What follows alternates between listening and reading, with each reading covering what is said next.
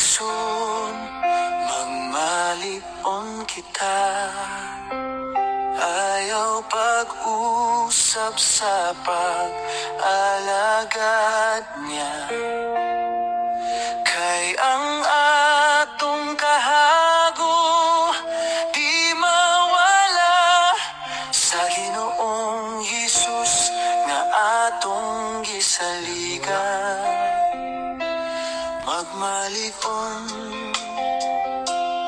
magpadayon, kanunay sa buhat sa Ginoo.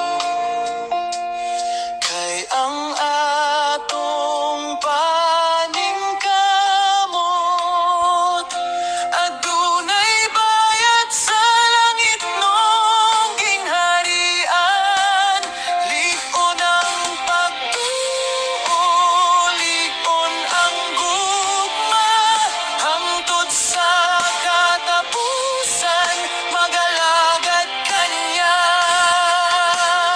Bisan adunay kasakit ug pagsulay,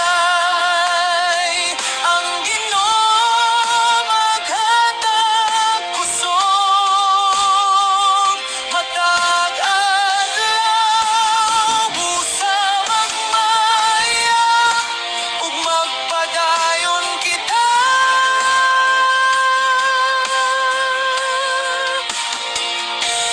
Kay ang atong paglaom anaa